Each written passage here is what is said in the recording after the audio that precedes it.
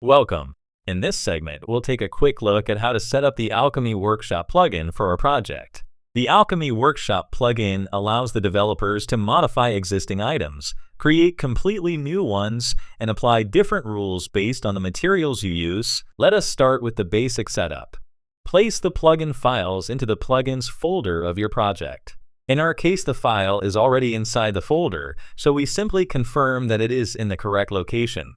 After that, open RPG Maker and go to the Plugin Manager. Find the plugin in the list and enable it so the project can load it. Select the plugin from the list and press OK.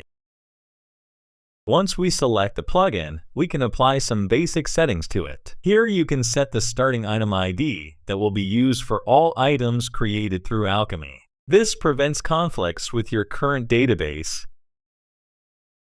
You can also choose whether the base item should be removed after crafting, and there is a similar option for clearing used materials once the result is created. After adjusting these settings, click Apply to confirm the changes. That is all for the setup. The plugin is now ready for the next steps.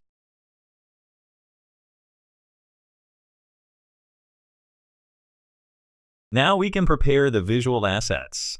This includes setting up the NUI layout, adjusting how the interface will look, and making sure all graphic assets are placed correctly. All graphical elements used in the NUI, such as backgrounds, frames, item cells, and buttons, should be stored inside the image folder of the project in the plugin subfolder. NUI files define how each part of the interface is rendered. They are regular JSON files stored in the data directory of the project inside a folder with the plugin name. You can open them in any text editor. Now let's see how this works in practice. That's our Alchemy table. We will use the prepared layout files and adjust the settings a bit. We will simply change the size of the image that represents the Alchemy table so we can see the effect immediately. Let's switch to the text editor and adjust the table's width and height to see how it changes on screen.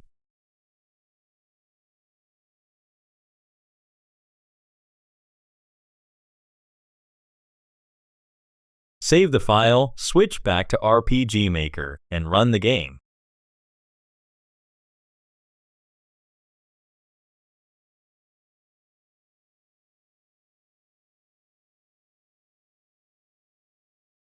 Once the workshop appears, we can see that the table size actually changed. This small change allows us to observe how layout parameters influence the visual structure.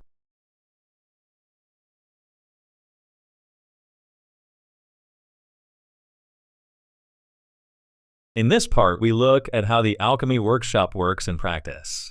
Interaction with the plugin and RPG Maker happens through the event system. So everything starts with configuring an event. Here we have a simple event that uses a script call to open the Alchemy scene. The command Open Alchemy Workshop launches the plugin interface, and the event also gives the player a few test items so we can try the system right away. Now let us talk about the base item we use in this example. The base item is a potion, and it has a single label, the letter A. This label defines what type of materials the item can accept. The effect of the potion remains the default one, a small HP recovery, and the slot setup requires at least one material with the same label.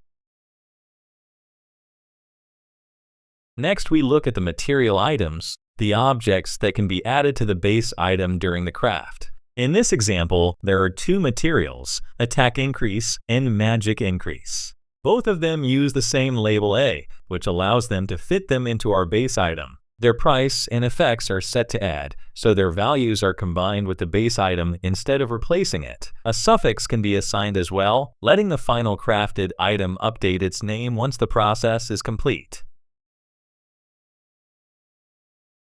Let's take a closer look at how the slots and the tag system actually work. Materials can also use multiple labels at the same time. For example, a single material can have tags for A, B, and C together. This means a single material can fit into several different slot types and therefore work with multiple base items that use those slots. So one item can act as a universal material across different recipes.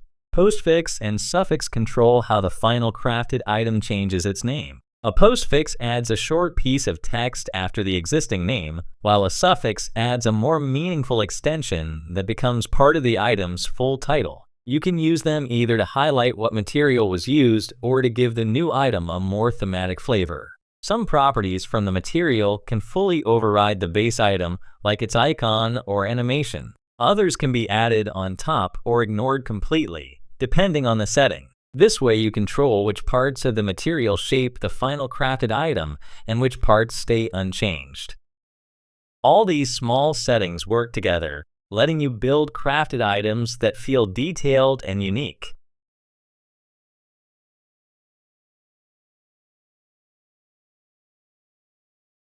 Now we can run the game and see how this works.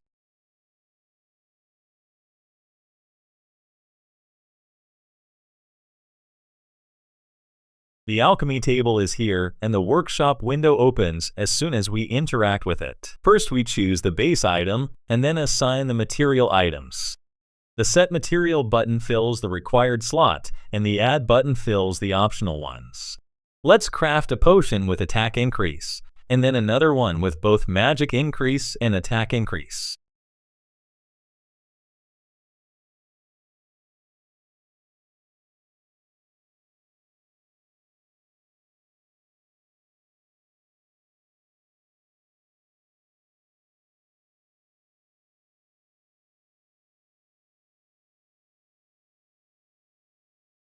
We are done.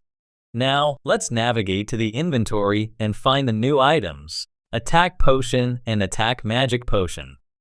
We tried the system in action and saw how the plugin creates new items from a base item and the materials added to it. This finishes the practical section and gives a clear picture of how the alchemy workflow operates.